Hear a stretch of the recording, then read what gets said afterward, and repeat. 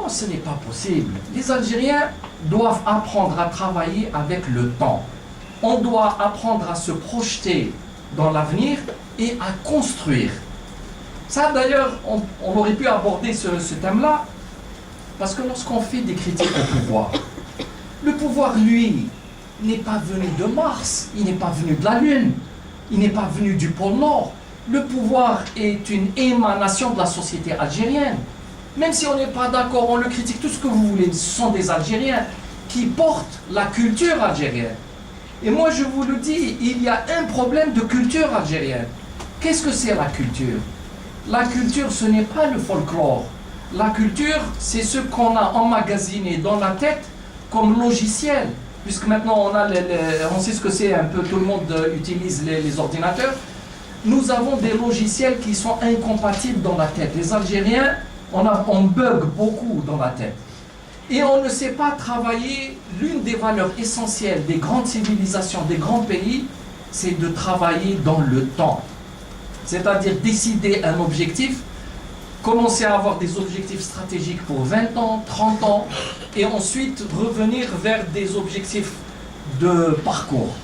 Donc voilà, l'idée essentielle, première, était, avant Zerada, c'était réunir l'opposition pour la faire parler entre elles, créer un dialogue et peser sur la vie politique, créer un nouveau rapport de force. Ça, monsieur, on ne peut pas le faire simplement en le déclarant dans un journal. Il faut le faire dans les faits. Alors bien sûr, l'opinion publique est informée une fois par mois ou une fois les 2 mois, et elle pense que c'est tout. Mais derrière, il y a un immense travail qui est accompli. Ce sont des gens qui sacrifient, qui ont sacrifié leurs vacances d'été, qui ne se sont pas déplacés, qui ont été tapés à la porte des uns et des autres, arrondir les ongles, travailler. Ça, c'est un résultat.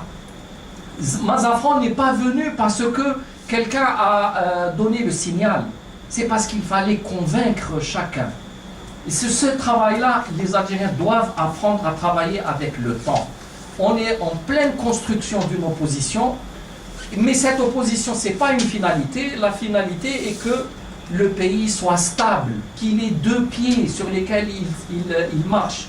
Un pouvoir, mais avec un contre-pouvoir. S'il n'y a pas un contre-pouvoir, le pouvoir nous emmène dans tous les excès comme nous le vivons aujourd'hui. Or, ce pouvoir avait comme objectif stratégique de liquider toute opposition. Aujourd'hui, il y a une opposition qui est en train de naître.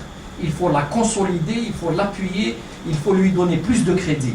Vous allez me dire, mais peut-être la population ne vous écoute pas, vous n'avez pas crédit. Oui, monsieur, c'est la vérité. Mais on ne peut pas commencer par la popularité. Il faut commencer par donner des preuves.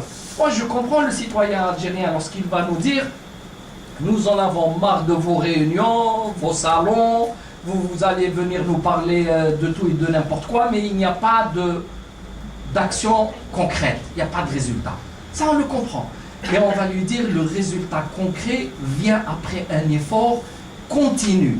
Et cet effort, je vous l'assure, et je vous le garantis qu'il est engagé avec sérieux, et nous savons exactement où nous mettons les pieds, en sachant aussi que les difficultés sont là, que ce pouvoir fera tout pour casser de l'intérieur cet effort. Il faut s'attendre, et c'est normal. Donc, soyez patients. Soyez patients. On ne vous demande pas d'applaudir en tant que citoyen.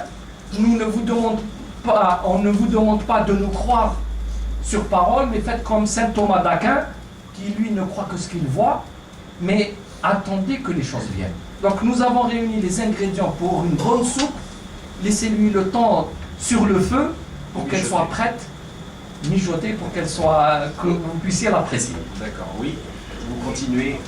Oui, pourquoi les Algériens n'y croient pas à ce CLP? Parce que vous avez 4 ans de pouvoir. Ils n'ont rien fait pendant tout ce temps où ils étaient dans le pouvoir.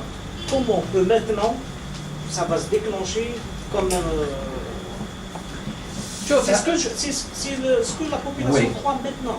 Oui, je comprends très bien, mais donc les processus politiques dans tout le monde il n'y a pas de processus spontané. C'est-à-dire, comment voulez-vous qu'une opposition naisse spontanément, devienne crédible? Elle n'a jamais participé au pouvoir, elle n'a jamais participé à la vie politique et elle est soutenue par tout le monde. Ça c'est de beaux rêves. Qu'il y ait des partis politiques ou des personnalités qui étaient au pouvoir, on le sait. Personnellement, je n'y ai jamais été. J'aurais pu dire, écoutez, je n'ai pas à me mélanger avec vous, je suis pur, je suis loin de tout ça, mais il faut être raisonnable. Maintenant, des gens qui ont travaillé à l'intérieur du régime à un moment ou à un autre, on ne va pas les condamner, sinon on va condamner tous les fonctionnaires de l'Algérie, on va condamner tous ceux qui ont eu des commis de l'État. C'est pas possible, il faut être raisonnable. Donc, il s'agit de travailler sur une nouvelle idée et de gagner la crédibilité par rapport à la démarche, par rapport au discours, par rapport aux objectifs, etc. Et c'est ainsi que petit à petit, les Algériens vont revenir, vont s'intéresser. Donc ne dites pas que la CLTD n'a aucun crédit. Je pense que la CLTD a un très grand crédit aujourd'hui, mais les gens attendent pour voir, et ils ont raison. Ils ne vont pas acheter les yeux bandés un beau conditionnement, mais ils ne savent pas quel parfum il y a dedans. Il y a une belle bouteille, ils vont... Oui, monsieur. Au nom de la défense de l'Algérie, alors, le général de Gaulle, il a dit la France éternelle, ou bien historique, salue l'Algérie indépendante. Tu comprends? Mais l'histoire de l'Algérie indépendante, c'est pas la France éternelle, historique. C'est-à-dire que ce n'est pas qui dure dans le temps. L'Algérie, c'est un pays indépendant. Ça veut dire que ce n'est pas stable. Et je commence à comprendre. Parce que l'Algérien, lui, comment il réfléchit l'Algérie? Il réfléchit, le monde, il commence à la naissance de cet individu et il se termine à sa mort. Mais quel soit le chef d'État, même l'Algérien, même au niveau de la famille, le pays, après moi, ça y est, on ne construit pas une continuité.